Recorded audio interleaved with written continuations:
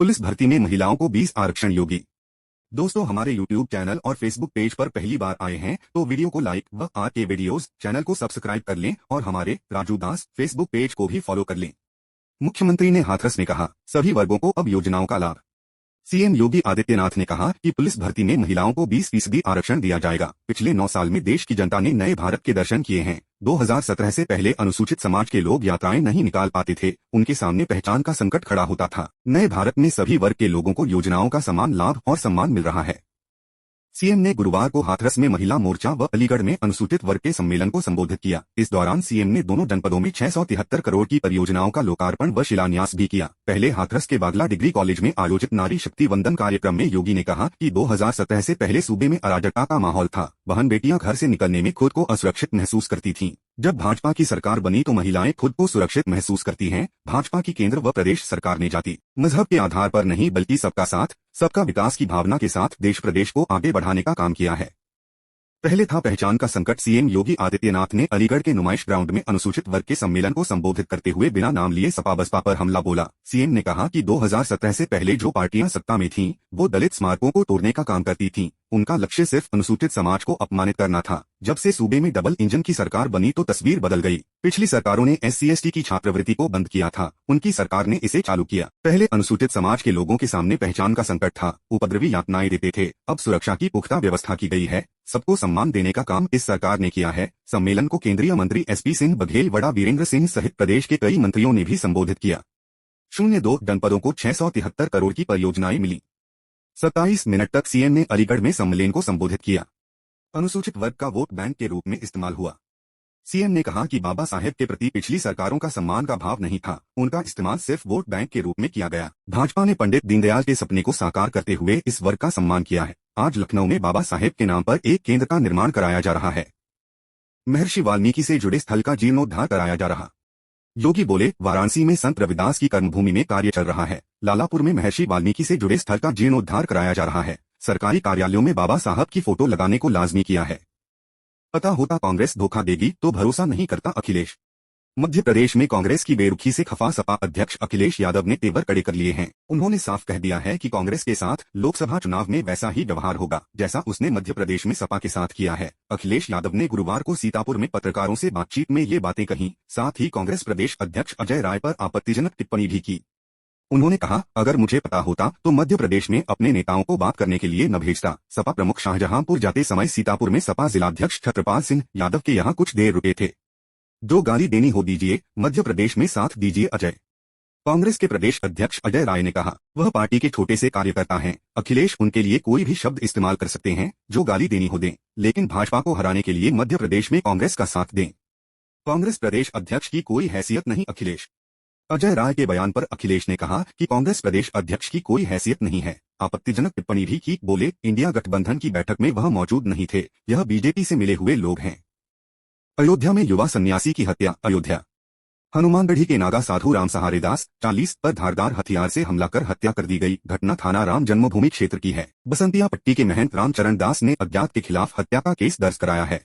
एक सेवादार को पुलिस ने हिरासत में लेकर पूछताछ शुरू कर दी है। फरार एक अन्य सेवादार की गिरफ्तारी को 4 टीमें लगाई गई हैं। SP राजकरण नैयर ने बताया कि घटना के स्थान पर लगे CCTV बंद पाए गए, लेकिन कैमरे को बंद करते समय फरार सेवादार ऋषभ शुक्ला निवासी शाहजहांपुर की तस्वीर दिखी है। रैपिडेक्स ट्रेन का नाम नमो भारत। देश की पहली region rapid transit system RRTS train Namo Bharat के नाम से जानी जाएगी। प्रधानमंत्री कार्यालय के आधिकारिक सूत्रों ने गुरुवार को यह जानकारी दी। प्रधानमंत्री नरेंद्र मोदी शुक्रवार को RRTS के प्राथमिकता खंड का उद्घाटन करेंगे।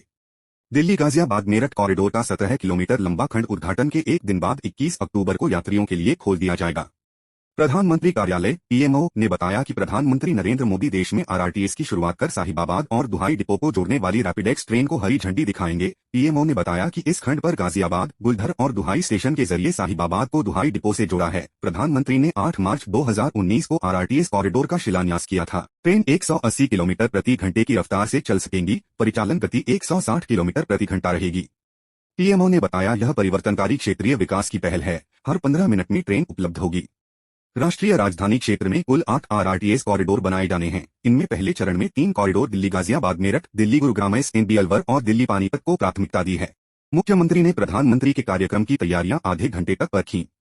दोस्तों हमारे YouTube चैनल और Facebook पेज पर पहली बार आए हैं तो वीडियो को लाइक व आर के वीडियोस चैनल को सब्सक्राइब कर लें और हमारे राजू दास Facebook पेज को भी फॉलो कर लें। हिंडन एयरबेस से सड़क मार्ग होते हुए रैपिडेक्स स्टेशन पहुंचे, स्टेशन और जनसभा स्थल का निरीक्षण किया। स्कूल आज बंद रहेंगे, ऑनलाइन होगी पढ़ाई। जिले के निजी स्कूल आज बंद रहेंगे, स्कूलों में आज ऑनलाइन पढ़ाई होगी। बता दें कि आज प्रधानमंत्री नरेंद्र मोदी रैपिडेक्स ट्रेन का उद्घाटन करने के लिए शहर में रहेंगे। उद्घाटन समारोह के चलते जिले में कई मार्गों का रूट डायवर्ट किया गया है। गाजियाबाद वरिष्ठ संवाददाता। मुख्यमंत्री योगी आदित्यनाथ ने गुरुवार शाम को गाजियाबाद का दौरा कर प्रधानमंत्री के कार्यक्रम की तैयारियों का जायजा लिया। उन्होंने करीब 35 मिनट तक रैपिडेक्स के साहिबाबाद स्टेशन और जनसभा स्थल का निरीक्षण किया। अधिकारियों को जरूरी दिशा निर्देश देने के बाद वह सड़क मार्ग से दिल्ली रवाना हो गए। सूत्रों के अनुसार रैपिडेक्स का नाम अब नमो भारत कर दिया गया है।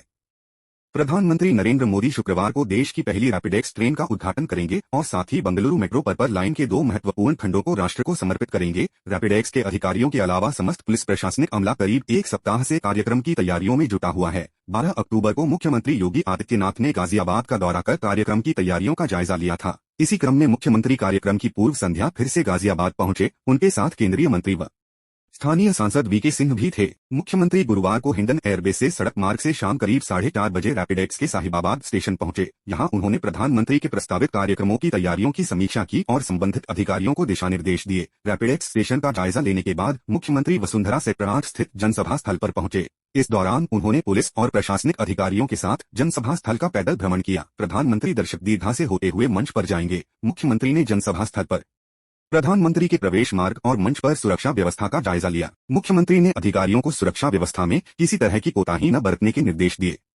सदर धर्मपुरी में अवैध डेयरी पर चलाया बुलडोजर। कैंट बोर्ड की टीम ने गुरुवार को भारी विरोध हंगामे के बीच सदर के धर्मपुरी क्षेत्र में चल रही अवैध डेयरी को बुलडोजर चलाकर ध्वस्त कर दिया। डेयरी संचालक फारूक के लोगों ने विरोध की कोशिश की, लेकिन पुलिस फोर्स के आगे उनकी एक नहीं चली। हंगामे के बीच कैंट बोर्ड टीम ने ध्वस्तीकरण की कार्रवाई कर करीब 4000 वर्ग मीटर जमीन को खाली करा दिया। पशुओं को रखने को लेकर हंगामा हुआ। शाम को डेयरी संचालक पशुओं को लेकर बाईपास चला गया। इससे पूर्व कैंट बोर्ड की ओर से 1 माह पूर्व 16 सितंबर को डेयरी संचालक फारूक पुत्र इस्माइल को नोटिस जारी किया था, जिसमें बताया गया कि रक्षा मंत्रालय की भूमि को 1 हफ्ते के अंदर खाली कर पशुओं को किसी अन्य स्थान पर ले जाएं। डेयरी संचालक फारूक ने नोटिस को अनदेखा कर रक्षा मंत्रालय की भूमि खाली नहीं की। मंगलवार को कैंट बोर्ड कर्मचारियों ने एक बार फिर फारूक द्वारा संचालित अवैध डेयरी पर मुनादी करते हुए चेतावनी देते हुए कहा गया कि 24 घंटे में अवैध डेयरी बंद कर पशुओं को हटा दिया जाए, नहीं तो कैंट बोर्ड कानूनी कार्रवाई के लिए बाध्य होगा। गुरुवार को कैंट बोर्ड टीम सीईओ के निर्देश पर इंजीनियर पीयूष गौतम के नेतृत्व में मौके पर पहुंची। डेयरी संचालक को पशुओं को हटाने और जमीन खाली करने को कहा। सितंबर को डेयरी संचालक फारूक पुत्र इस्माइल को नोटिस जारी किया था। 16 मंगलवार को मुनादी कराकर हटाने की दी गई थी चेतावनी के बावजूद डेयरी न हटाने पर गुरुवार को हुई कार्रवाई। विरोध के बीच चला अभियान। भारी संख्या में पुलिस फोर्स और कैंट बोर्ड के कर्मचारी अधिकारी रहे मौजूद। रक्षा मंत्रालय की जमीन पर अवैध डेयरी संचालन का है आरोप। अवैध डेयरी हटाकर कब्जा लिया। अवैध डेयरी संचालक फारूक आदि से सदर धर्मपुरी स्थित रक्षा मंत्रालय की भूमि से कब्जा मुक्त कराकर भूमि पर विभाग द्वारा तारबंदी की गई है। इस भूमि पर किसी ने भी कब्जा करने की कोशिश की तो FIR दर्ज कराई जाएगी। Jyoti Kumar, CEO, Meerut cantt board. Dairy संचालक बोले, कैंट बोर्ड क्यों लेता था खूंटा टैक्स? फारूक पक्ष के लोगों ने कहा कि कैंट बोर्ड पहले खूंटा टैक्स भी लेता था, बाद में उक्त टैक्स को कैंट बोर्ड द्वारा लेना बंद कर दिया गया। स्थानीय लोगों का कहना था पहले डेयरी में 2-4 पशु ही थे, धीरे धीरे 40 से 45 पशु हो गए। शिकायतें बढ़ने लगी, तब जाकर CEO ने इंजीनियर पीयूष गौतम के नेतृत्व में टीम का गठन किया, जिसमें सफाई अधीक्षक वीके त्यागी, कार्यकारी राजस्व अधीक्षक दिनेश अग्रवाल, JE अरविंद गुप्ता, अवधेश यादव, योगेश यादव रहे। हथियारों के साथ वीडियो वायरल। हस्तिनापुर दबंग बनने के लिए हथियारों के साथ फोटो खिंचाने तथा उसे सोशल मीडिया पर पोस्ट करने का शौक बढ़ता जा रहा है। बुधवार को भी कुछ लोगों द्वारा अवैध हथियार के साथ फोटो सोशल मीडिया पर पोस्ट किए गए। उन फोटो को लेकर एक व्यक्ति ने थाना प्रभारी से शिकायत की, परंतु पुलिस ने कार्रवाई के बजाय उसे टरका दिया गया। सोशल मीडिया पर वायरल हो रहे फोटो में कई युवक अलग अलग अवैध हथियारों के साथ दिखाई दे रहे हैं। गांव के ही एक व्यक्ति से उनकी रंजिश चल रही है। उसका कहना है कि 4 दिन पूर्व वह थाने पहुंचा तथा तहरीर देते हुए अवैध हथियारों के साथ फोटो दिखाए। उसने बताया कि जो युवक हथियारों के साथ फोटो खिंचवाकर इंस्टाग्राम पर डाल रहे हैं, उनसे खत्ते की भूमि को लेकर रंजिश चल रही है। वर्ष 2020 में एक हत्या भी हो चुकी है। वहीं शिकायत की भनक आरोपियों को लग गई और उनके द्वारा पोस्ट डिलीट कर दी गई। जब शिकायतकर्ता ने थाना प्रभारी से कार्रवाई के लिए समय जानना चाहा तो उसे झिड़कते हुए भगा दिया। सीओ मवाना आशीष शर्मा का कहना है कि मामला संज्ञान में आया है, यदि ऐसा है तो कार्रवाई की जाएगी। पुलिस के पास पहुंची सोशल मीडिया पर वायरल फोटो।